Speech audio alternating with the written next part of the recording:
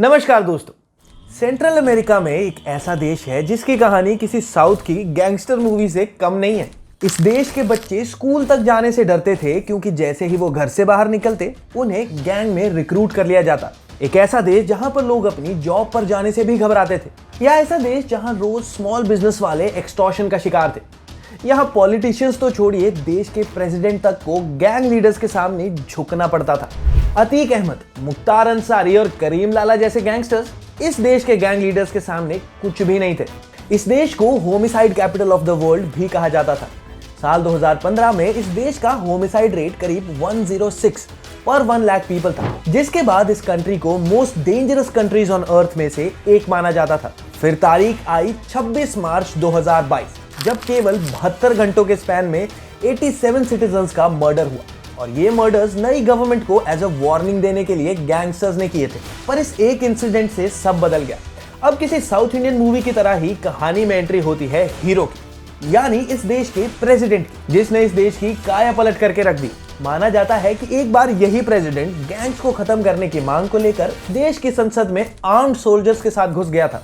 वो प्रेसिडेंट जिसने अपने देश के 2% अडल्ट सिटीजन्स को सीधा जेल भेज दिया। 76,000 से भी ज्यादा लोग जेल में कैद थे। और इस मूव से वो प्रेसिडेंट देश में ही नहीं बल्कि पूरी दुनिया में फेमस हो गया था। आपने इस देश के बारे में तो बहुत कुछ जान दिया, लेकिन आप इस देश का नाम नहीं जानते। तो इस देश का नाम है एल सैल्वाडोर, जिसके प्रेसिडेंट है नाइब बुकेले। अब सवाल ये है कि एल सैल्वाडोर में ये खतरनाक गैंग्स आई कहां से? कौन है नाइब बुकेले, जिसका नाम सुनते ही गैंग्स थर-थर कांपने लगे? बुकेले ने ऐसा क्या किया कि सिर्फ 2 सालों में ही इतनी पॉपुलैरिटी गेन कर ली और आज उन्हें कूलेस्ट डिक्टेटर कहा जाता है? वो कौन सी पॉलिसीज है जिनकी बदौलत एल सैल्वाडोर में जो मर्डर रेट साल 2015 में 106 था, वो साल 2024 में 2.4 पर 1 लाख पीपल कैसे हो गया? और क्या इंडिया में कोई ऐसा चीफ मिनिस्टर है जिसने इंडिया मोस्ट डेंजरस स्टेट को गैंगस्टर फ्री बना दिया? चलिए बताते हैं। मेरा नाम है सुधांशु और आप देख रहे हैं क्लैरिटी कास्ट। पॉलिसीज को समझने से पहले हमें एल सैल्वाडोर कंट्री और उसके गैंग कल्चर के बारे में जानना जरूरी है। L Salvador central American region में पड़ता है। इस देश की पॉपुलेशन करीब 65 लाख है और यहाँ की ऑफिशियल लैंग्वेज है स्पेनिश। अब बात करते हैं एल सैल्वाडोर की गैंग हिस्ट्री के बारे में। 1979 से 1992 तक सैल्वाडोरन सिविल वॉर चला, जिसमें 80,000 सोल्जर्स और सिविलियंस की जान चली गई। पूरे वॉर के दौरान बच्चों को मिलिट्री रन गवर्नमेंट और the guerrilla group Farabundo Marti National Liberation Front FMLN के द्वारा एज अ सोल्जर रिक्रूट किया गया। वहीं दूसरी तरफ देश की लगभग आधी आबादी हिंसा और गरीबी के चलते भाग गई। ऐसे में हजारों सैल्वाडोरन्स लॉस एंजलिस, कैलिफोर्निया में रिलोकेट हो गए और जो लोग LA रिलोकेट हुए वो गैंग वायलेंस में इन्वॉल्व हो गए। फिर आया साल 1996, जब यूएस ने illegal immigration reform and immigrant responsibility act पास कर दिया। और इस एक्ट की बदौलत होगा ये कि जो इमिग्रेंट्स 1980s के अराउंड कैलिफोर्निया के लॉस एंजलिस आए थे, चाहे उनके पास डॉक्यूमेंट्स हो चाहे ना हो, अगर उनका क्रिमिनल रिकॉर्ड है तो उन्हें वापस डिपोर्ट कर दिया जाएगा। इस एक्ट के लागू होते ही हजारों सैल्वाडोरन्स को LA से डिपोर्ट कर वापस एल सैल्वाडोर भेज दिया गया। आप समझे? यानी gang such as Mara Salvatrucha AKA MS-13 और बारियो 80 जो LA में बनी थी, वही गैंग मेंबर्स इस डेपोटेशन के चक्कर में एल सैल्वाडोर पहुंच गए। बस फिर क्या था, धीरे धीरे इन गैंग्स के लोगों ने और गैंग्स बनाने स्टार्ट कर दिए। देखते ही देखते जो 4000 डेपोटीज आए थे वो अब एल सैल्वाडोर की 14 स्टेट्स में 60,000 गैंग मेंबर्स में तब्दील हो चुके थे। समय बीतता गया और किसी ने भी इस प्रॉब्लम को प्रॉब्लम नहीं समझा। फिर आया साल 2003, जब गवर्नमेंट ने कुछ हार्ड लाइन मेजर्स लिए और गैंग्स को दबाया गया। लेकिन क्या आप जानते हैं कि इसका बहुत बड़ा नेगेटिव इंपैक्ट हुआ? बैड पॉलिसीज की वजह से गैंग मेंबर्स और मर्डर्स का नंबर घटने की जगह और ज्यादा बढ़ने लगा। एक्सटॉर्शन, मर्डर, गैंग वॉर के केसेस भी बढ़े। नौबत ये आ गई कि साल 2009 में एल सैल्वाडोर का मर्डर रेट पूरे वर्ल्ड में सबसे ज्यादा था। And you will be shocked to know the rate. The rate was 71 homicides per 1 lakh people. और साल 2015 तक यही नंबर 71 से बढ़कर 106 होमिसाइड्स पर 1 लाख पीपल तक पहुंच गया था। यानी 972 लोगों में से एक का मर्डर हो जाता था।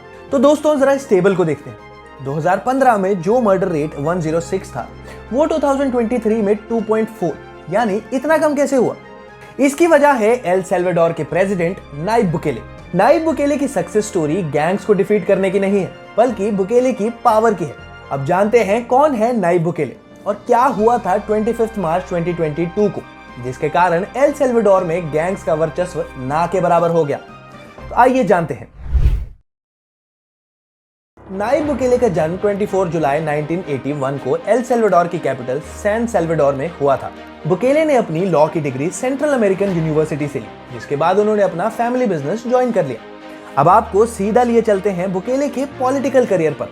साल 2012 में नायब ने अपना पहला इलेक्शन FMLN पार्टी के टिकट पर एज अ मेयर कैंडिडेट लड़ा और इलेक्शन जीता। लेकिन जैसा कि आपने नोटिस किया होगा कि पॉलिटिकल लाइफ में तो कंट्रोवर्सीज होती ही रहती है ना? तो नायब के साथ भी कुछ ऐसा ही हुआ। नायब बुकेले और उनकी पार्टी FMLN के बीच रिलेशन खराब हुआ, जिसके बाद 2017 में FMLN ने उन्हें पार्टी से एक्सपेल कर दिया। इसके बाद नायब ने न्यू आइडियाज नाम से नई पार्टी बनाई। उनकी नजर 2019 में होने वाले प्रेसिडेंशियल इलेक्शंस पर थी, लेकिन FMLN और अरीना ने बुकेले की पार्टी को अपोज किया, जिसके बाद बुकेले ने डेमोक्रेटिक चेंज पार्टी ज्वाइन की।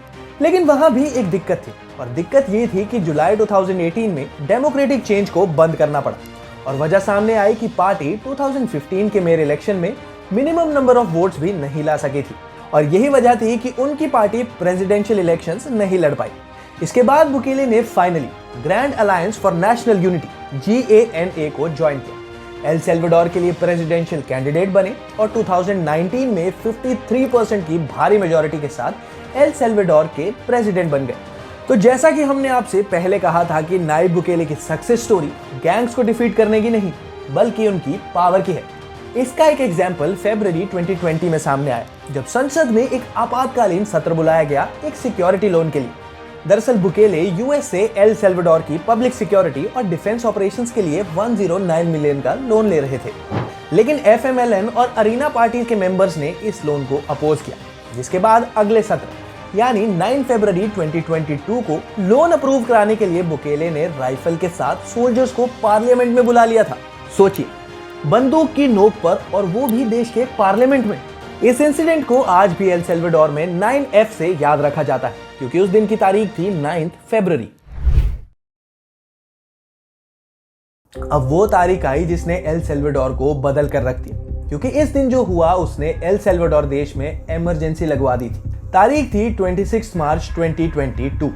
उस दिन एल सेल्वाडोर देश की सबसे बड़ी हेडलाइन थी कि एक दिन में करीब 62 लोगों का मर्डर हुआ था, and within 72 hour span कुल 87 लोगों की हत्या हो चुकी थी। इस इंसिडेंट के बाद एल सेल्वाडोर वर्ल्ड की सबसे डेंजरस कंट्री बन गया था। ये कोई गैंग वॉर नहीं था। इस मास किलिंग में 18 साल के बच्चों से लेकर 66 साल के बूढ़े लोगों तक सब थे, और इसी इंसिडेंट ने पूरे देश और नायब बुकेले को झंझोड़ कर रख दिया। इसके तुरंत बाद 27 मार्च की सुबह नायब ने देश में इमरजेंसी घोषित कर दी।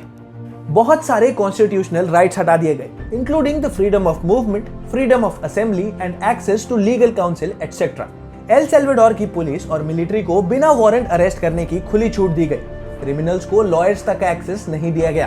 पहले ही दिन कुल 8000 लोग अरेस्ट किए गए और 2 साल में 76,000 लोगों को अरेस्ट किया गया, जिसका नतीजा हुआ ये कि गैंग्स अब कम होने लगी। गैंग लीडर्स भी अब पॉलिटिशियन से नेगोशिएट नहीं कर सकते थे। कॉन्स्टिट्यूशनल राइट्स हटाने से गैंग्स एंड वायलेंस तो कम हुआ, लेकिन स्टेट ऑफ इमरजेंसी से नॉर्मल सिविलियंस का अब्यूज भी हुआ। एल सेल्वाडोर पुलिस ने अपीयरेंस और सोशल बैकग्राउंड को देखते हुए लोगों को डिटेन किया था, लेकिन कई ह्यूमन राइट्स ग्रुप्स ने बताया कि हजारों लोग जिनका गैंग से कोई कनेक्शन नहीं था, उन्हें भी डिटेन कर लिया गया था। क्रिस्टोसेल एक ह्यूमन राइट्स ऑर्गेनाइजेशन है जो सेंट्रल अमेरिका में ह्यूमन राइट्स प्रोटेक्शन का काम करती है। इस ऑर्गेनाइजेशन ने यह बताया है कि स्टेट ऑफ इमरजेंसी के दौरान सिक्योरिटी फोर्सेस द्वारा सिविलियंस को अब्यूज किया गया था। क्रिस्टोसेल के मुताबिक स्टेट ऑफ इमरजेंसी के दौरान 2900 से ज्यादा ह्यूमन राइट्स वायलेशन के केसेस रिपोर्ट किए गए थे। साथ ही इतने लोगों को अरेस्ट कर लिया गया कि जेल में फूड और ड्रिंकिंग वाटर जैसी बेसिक नीड्स भी पूरी नहीं हो पा रही थी। इसके अलावा 19 detainees died in the prison. और तो और कई बार ऐसा भी हुआ कि पुलिस ने अपना कोटा को फिल करने के लिए उन लोगों को भी अरेस्ट कर लिया जिनका कोई क्रिमिनल बैकग्राउंड था ही नहीं। दोस्तों, यही वजह है कि जो एल सेल्वाडोर एक समय दुनिया का सबसे डेंजरस देश था, वो आज सबसे सेफ देश बनता जा रहा है। क्या आपको भी लगता है कि किसी देश से क्राइम करना इतना आसान होता है? और अगर आपको ऐसा लगता है तो आप गलत हैं, क्योंकि इसके पीछे कई सारी पॉलिसीज छिपी होती हैं, और इन्हीं पॉलिसीज के बारे में आगे जानते हैं। एल सेल्वाडोर के केस में प्रेसिडेंट नाइब बुकेले ने सबसे पहले कॉन्स्टिट्यूशनल राइट्स हटा दिए, जिसका परिणाम ये हुआ कि अब पुलिस बिना वारंट किसी भी क्रिमिनल या संदिग्ध को अरेस्ट कर सकती थी। दूसरा ये किया कि अब किसी भी क्रिमिनल का डिटेंशन टाइम जज के सामने पेश किए बिना एक्सटेंड किया जा सकता था। इसके अलावा अब पुलिस को डिटेंशन का रीजन बताने की भी जरूरत नहीं थी। Plus they also remove the guarantee of defence lawyer.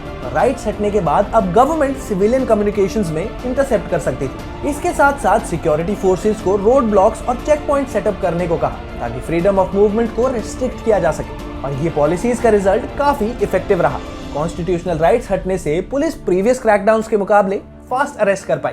Gang members और उनके साथी ज्यादा दिनों तक जेल में रह पाए क्योंकि उनके डिटेंशन का टाइम बढ़ा दिया जाता था। राइट्स हटने से सबसे बड़ा एडवांटेज हुआ कि अब बड़ी पॉपुलेशन को डिटेन कर सकते थे, जिससे असली क्रिमिनल्स जल्दी पुलिस के हाथ आते। जितने ज्यादा लोग पकड़े जाएंगे उतने ही ज्यादा क्रिमिनल्स के पकड़े जाने के चांसेस भी बढ़ जाते हैं। But the last and final question, क्या इंडिया में कोई नेता है जिसने नाइब बुकेले जैसा कुछ काम किया हो? And you guessed it right, हमारी नजर में वो सीएम है यूपी के सीएम योगी आदित्यनाथ। योगी आदित्यनाथ को नाइब बुकेले के साथ कंपेयर किया जा सकता है क्योंकि कुछ साल पहले यूपी का भी कुछ ऐसा ही हाल था। बट योगी आदित्यनाथ की अग्रेसिव अप्रोच से पुलिस ने कुछ बड़े ऑपरेशंस किए और देश के बड़े बड़े गैंगस्टर्स को जेल में डाला और स्टेट की सबसे बड़ी एनकाउंटर किलिंग्स भी की। भाई योगी आदित्यनाथ को बुलडोजर बाबा ऐसे ही थोड़ी कहते हैं। योगी सरकार ने यूपी में क्रिमिनल्स के द्वारा इलीगली एक्वायर की गई प्रॉपर्टीज पर या तो बुलडोजर चलवा दिए या फिर उस प्रॉपर्टी पर गरीबों के लिए घर बनवा दिए। योगी गवर्नमेंट की माफिया एम्पायर के अगेंस्ट जीरो टॉलरेंस पॉलिसी है। अब तक यूपी में गैंगस्टर और माफिया के करीब 6000 करोड़ वर्थ के एसेट्स सीज कर लिए गए हैं। वहीं अब यूपी में एक्सटॉर्शन के केसेस में भी काफी कमी आई है और यही वजह है कि इंडिया की रिनाउंड कंपनीज उत्तर प्रदेश में इन्वेस्ट करने आ रही है। क्या आपको भी लगता है कि नाइब बुकेले ने एल सेल्वाडोर में क्राइम खत्म करने के लिए एकदम योगी आदित्यनाथ की तरह ही काम किया है? हमें कमेंट्स में बताइए। वीडियो पसंद आए तो लाइक कीजिए, शेयर कीजिए और हाँ, वो लाल बटन है क्लैरिटी कास्ट के साथ सब्सक्राइब का, उसे दबा दीजिए।